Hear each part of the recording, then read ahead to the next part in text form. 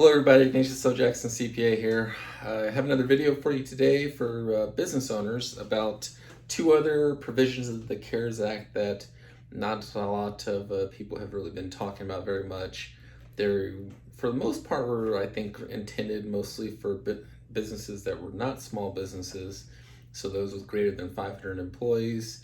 But given the issues with the PPP program and the EIDL program, thought I might discuss these with you as some other potential alternatives if you're struggling to get one of those programs taken care of and you do actually have W-2 employees that you're paying in that form. This is definitely another avenue that you can consider in addition to the PPP and the EIDL, since the appropriations for those have pretty much run out. Okay, so these other two programs are called the Employee Retention Credit and the Payroll Tax Deferral. Okay, so these are two additional provisions in the CARES Act. These provisions don't have an employee limit, and so from that perspective, any employer can take these as long as you have W-2 employees that you're paying for and you meet the criteria for taking them. Okay, so the first one we'll talk about is the Employee Retention Credit. So for this one, basically what you get is 50% of the employee's wages as a tax credit against your payroll taxes. Okay, so it's the Social Security portion of the payroll taxes, but this credit is 100% refundable. So that essentially means you can take the credit against any portion of the payroll taxes that you have to remit to the IRS. So this is a pretty beneficial credit, but again, it's only if you have employees that are W-2. Okay, so the credit, to qualify for this, you have to either be shut down by a governmental order, so like the state or the city or town that you operate in basically shut down your business to where they said you couldn't operate. If you are deemed an essential business in your particular city or town or state, and they didn't force you to shut down, you do not qualify for this unless you meet the second criteria. Okay, so the second criteria is you had a 50% reduction in revenues during any calendar quarter during 2020.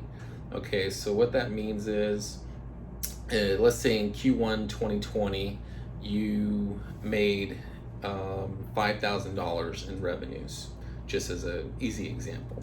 But in the previous year, for 2019, you made $20,000 of revenue. Okay, so since you only made $5,000 this year, that's basically a 75% reduction. So you qualify for this just based off of the reduction in your revenues.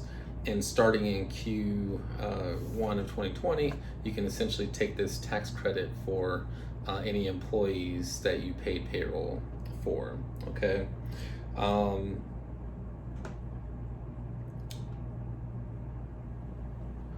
Once you qualify for the credit, it continues through the next quarter where you have reached 80% of the revenues that you got in the previous year.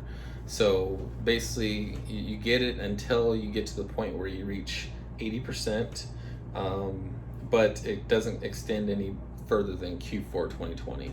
So if you never get back to 80% of the previous revenues you had in the previous year by the end of this year, then at that point the credit stops. The credit is also limited to only the first $10,000 of wages per employee that you pay during the year. So not during any quarter, but during the entire year. So once you reach $10,000 worth of wages for that employee during the year, you basically get no more credits for that employee's wages. So the credit, like I said, is 50% of the wages. So since based on that, the most of a credit that you can get is $5,000, right? So if you got $10,000 in wages you paid someone during an applicable quarter or during the year that qualifies, the credit you would get is only 50%, which is $5,000. So, and that's for each employee.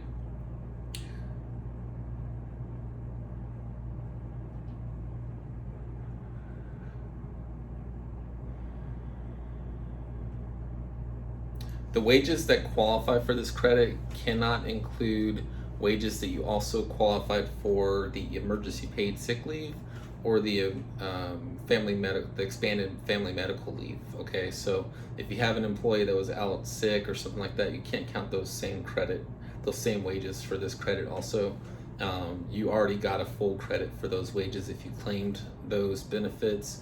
So this would be just double dipping essentially. So from that perspective, it makes sense you can't claim it for those same wages. But let's say that person comes back to work after you had claimed some of it, right? Then you can claim it for the wages that there was not a credit for the sick leave or the family medical leave. Okay.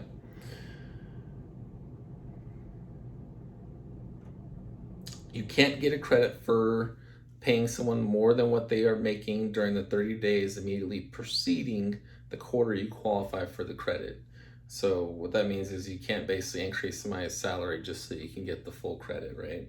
So they wanted to make sure people weren't taking advantage of this too much. You also only get to take the credit for wages paid between March 12th of 2020 and December 31st of 2020. So what that means is, let's say you qualified during Q1, you don't get to take the credit on all the wages you paid during Q1, only those wages after March 12th of 2020. And then you would continue to take the credit until you no longer meet the threshold to take it further, but no later than December 31st, 2020, obviously. If you got a loan under the Paycheck Protection Program, you are ineligible for this credit. So you cannot take this credit if you got a loan under the Paycheck Protection Program. This is only for people who did not get that loan. You can still get the EIDL loan and take this credit, but you cannot do the PPP loan and take the credit as well. So just something to keep in mind. If you have less than 100 employees on average during 2019, the credit is based on all wages paid to all employees. So regardless if they worked or not, but only up to the $10,000 cap per employee that I mentioned earlier. So if you have less than 100 employees, you basically get to take the credit on for all the employees that you're paying, even if they don't work, okay? So if you have more than 100 employees during 2019 on average, the credit is allowed only for wages paid to employees who did not work. So what that's trying to get to is they're trying to make you pay the wages to them, take the credit instead of having the employee go on to unemployment or something like that. Or let's say that you furloughed somebody and you're only paying a portion of their salary or something like that. That would help you to take care of some of that pay. Okay, so that's what that's kind of intended for. If you are under 100 employees, though, again, very easy to take the credit for all the wages you're paying for all employees. For purposes of determining that 100 employee count, you do have to consider all your controlled entities, commonly controlled entities. So if you have multiple enterprises, you do have to factor those in. There are obviously some other minuscule provisions related to this credit that you'll want to work with your accountant or CPA on to make sure that you fully understand it, and then your payroll processor to make sure they're taking the credits properly on your tax returns for your payroll taxes, because you can take the credit up front to where you don't even deposit the money, and you can also just claim a refund to the extent that you deposited too much money. So there's definitely two options there, but it's all going to be dependent on your payroll tax provider. Hopefully most of them will start to catch up on these and implement these. So the other thing we wanted to talk about was payroll tax deferral. So this one's pretty cool. It's basically an interest-free loan that they're giving you on your payroll taxes, but only for the Social Security portion of that the employer is responsible to pay. So that's basically 6.2% of the wages that you're paying your employees would count for this. So what that means is if you have payroll taxes for an employee, there's a portion that they get withheld, obviously, from their paychecks, and there's a portion that you have to pay. So you get to basically take 6.2% of that, which is the employer portion of Social Security taxes, and defer that until 2021 and 2022. So the way it works is you get to defer 50% to 2021 and the other 50% to 2022. So let's say there's $20,000 of payroll taxes that qualified for this deferral that you paid during not paid, but that you incurred during 2020. What you can do is starting in 2021, you pay 50% of it by just sometime by the end of the year. You'd pay 50% of that balance, and then you would pay the other 50% of that balance by the end of 2022. So very, very cool kind of interest-free loan that you can take. And you can actually do this one even if you get the PPP program, but it's only up until the point where you find out that you're eligible for loan forgiveness. So let's say you do this for the first 2 months of having the PPP, and then you find out, okay, I was eligible for forgiveness. At that point, you stop doing it, and you still get to take until 2021 and 2022 based on the 50% accordingly to go ahead and make those payments. So pretty cool. This is one where you can actually do both this and get the actual PPP loan, or get the EIDL loan, or any other SBA loan. But it's basically up until you qualify for forgiveness or under the PPP loan or any other SBA loan. So let's say you qualify for forgiveness under the under some provision of the SBA forgiveness that's also in the CARES Act.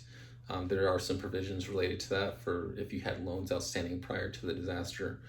So if you qualify for some kind of forgiveness from that, then at that point that you qualified for that, you also would not be able to do the payroll tax deferral. Again, this one's available to employers of all sizes. There's no requirements for that in terms of being a small business or anything like that. And obviously the deferral is interest and penalty free. So ordinarily, if you don't deposit payroll taxes on time, as some of you may know, you get penalized pretty heavily. And there's interest that's charged on it. So there's no penalties and no interest. So this is, in essence, is kind of like an interest-free loan. And it's pretty cool to be able to do that. Obviously, you can't take this payroll tax deferral on any wages where you were able to claim the credit for the emergency paid sick leave or the expanded family medical leave. So same thing as the retention credit, can't double dip, obviously. So obviously there's been a lot of stuff happening over the last couple weeks. As you know, there's been a lot of drama related to the PPP and the EIDL. Those programs ran out of money. They're currently trying to renegotiate and try to get some more funds towards those two programs. Hopefully we can get some more funding into those. But these are definitely two other options that you can consider. And hopefully they can make the programs better to where some smaller businesses that don't necessarily have a bunch of employees, right, can definitely benefit from the PPP and the EIDL. But there's no telling what's going to happen. We'll just have to kind of wait and see. So these are definitely a couple other opportunities you can take advantage of until we kind of figure out what's going on there. I would not do the retention credit if you plan on doing the PPP program, though, because obviously if you do the PPP, you're not eligible for the retention credit. So I would only take that option if you know you're not going to apply for the PPP.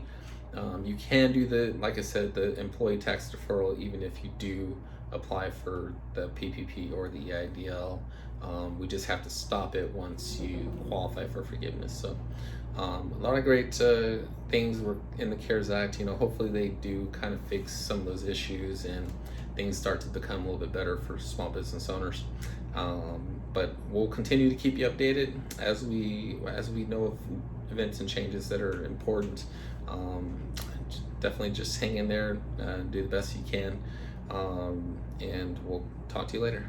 Bye.